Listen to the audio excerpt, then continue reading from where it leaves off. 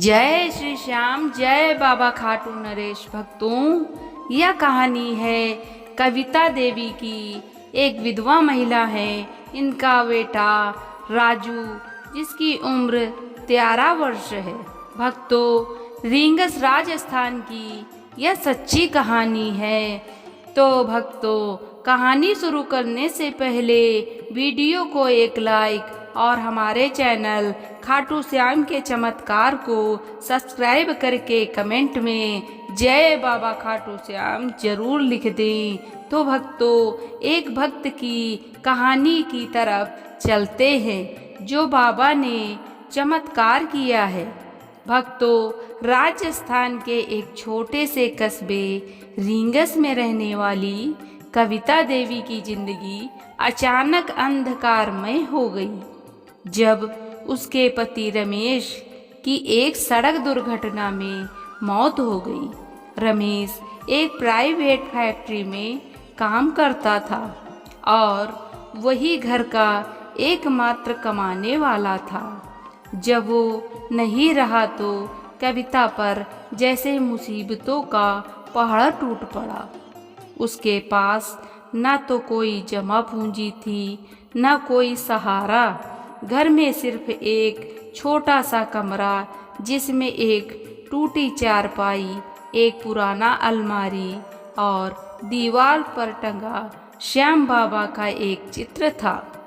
भक्तों, यही उसकी पूरी दुनिया थी और उसी दुनिया में पल रहा था उसका 13 साल का बेटा राजू, जो पढ़ाई में होशियार था, लेकिन हालत ने उसकी किताबें छीन ली थी। पति के जाने के बाद कविता ने कुछ दिनों तक दूसरों के घरों में बर्तन मांजने और कपड़े धोने का काम किया। भक्तों, रोज सुबह 5 बजे उठकर पानी भरती, बेटे को किसी तरह 2 रोटी देती और खुद भूखी ही काम पर निकल जाती। काम से लौटने के बाद जब राजू उसकी गोद में सिर रखकर कहता, माँ, क्या मैं पढ़ नहीं सकता, अब तो उसका दिल टुकड़ों में बिखर जाता।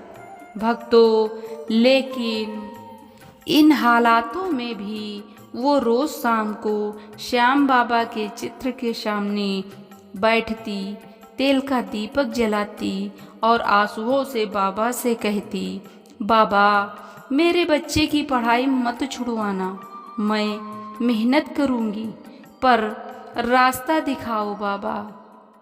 भक्तों, इसी मोहल्ले में रहने वाली सरला नाम की एक वृद्धा ने कविता की हालत देखी और कहा, खाटू श्याम जी के दरबार में अर्जी लगाओ बेटी, बाबा सबकी सुनते हैं। तू नहीं जा सकती तो क्या हुआ, अर्जी भेज दे, वो तुझे जवाब जरूर देंगे। भक्तों, उस रात कविता ने बैठकर एक चिट्ठी लिखी। खाटू श्याम बाबा, आप तो सबके रखवाले हो, मुझे कोई नौकरी या काम नहीं चाहिए, बस एक सिलाई मशीन दिलवा दो, मैं मेहनत करूंगी ताकि राजू की पढ़ाई पूरी हो जाए। भक्तों, वो चिट्ठी सरला जी ने खाटू धाम भेज दी। कविता ने 11 दिन तक उपवास रखा, सिर्फ एक समय रोटी खाई और रोज बाबा से प्रार्थना करती रही। 12वें दिन दोपहर के वक्त जब कविता काम से लौट रही थी तो उसके दरवाजे पर एक डिलीवरी बॉय खड़ा था। कविता देवी, हाँ, आपके लिए एक पार्सल है। हैरानी में उसने डिब्बा खोला। अंदर एक नई सिलाई मशीन रखी थी, साथ में एक लिफाफा। लिफाफे में बस यही लिखा था, तुम्हारी अर्जी बाबा के दरबार तक पहुंची, काम शुरू करो, बाबा तुम्हारे साथ हैं। भक्तों, कविता हक्का बक्का रह गई। वो मशीन किसी ब्रांड न्यू मॉडल की थी, जिसकी कीमत 6000 से कम न होगी। उसने चारों तरफ देखा, कोई नहीं था, कोई नाम, कोई नंबर, कोई पता नहीं, बस बाबा का नाम। उसी रात कविता रोते हुए श्याम बाबा की तस्वीर के आगे सामने बैठी रही और बोली, बाबा अब मैं हार नहीं मानूंगी, ये मशीन नहीं आपकी कृपा है। भक्तों, कविता ने सिलाई का काम शुरू कर दिया। शुरू में मोहल्ले की महिलाएं थोड़े बहुत कपड़े सिलवाने लगी। धीरे धीरे उसके हाथ में सफाई आ गई। फिर बच्चों की यूनिफॉर्म, पल्लू वाले ब्लाउज, सलवार कुर्ते और पेटीकोट के ऑर्डर आने लगे। कविता दिन रात काम करती, रात के 2 बजे तक जागती, लेकिन अब उसके चेहरे पर थकान नहीं, आत्मविश्वास होता। भक्तों, राजू को स्कूल में दोबारा दाखिला दिलाया गया। उसने पुराने बैग और किताबों से पढ़ाई शुरू की। कविता ने हर महीने ₹100 की बचत शुरू की। 6 महीने के भीतर उसने 5,000 जोड़ लिए और उसी पैसे से घर के बाहर एक छोटा सा श्याम सिलाई सेंटर शुरू किया।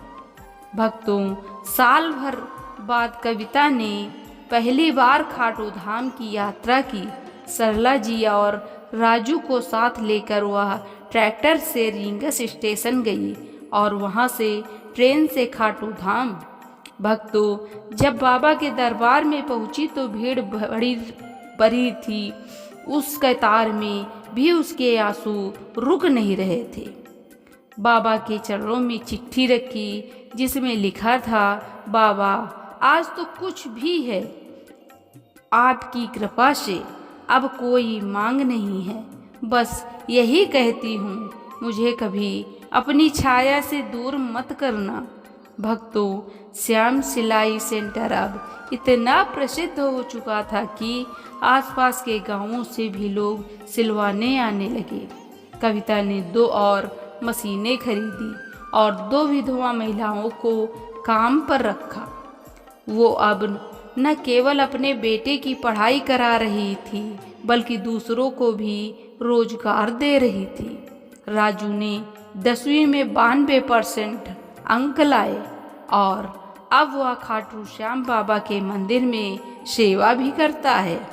भक्तों, कविता देवी की कहानी सिर्फ एक विधवा की नहीं, बल्कि उस अटूट श्रद्धा, कर्म और बाबा की कृपा की कहानी है, जहां एक चिट्ठी से चमत्कार की शुरुआत होती है। अगर मन सच्चा हो तो बाबा बिना बुलाए भी आते हैं। भक्तों, ये सीखने योग्य बातें हैं। श्रद्धा और मेहनत का संगम चमत्कार लाता है। खाटू श्याम बाबा सिर्फ धन नहीं, आत्मबल भी देते हैं। सच्चे मन से भेजी गई अर्जी कभी खाली नहीं जाती। भक्तों, जो बाबा को देता है, बाबा उसे 100 गुना लौटाते हैं। तो भक्तों, जय श्री श्याम।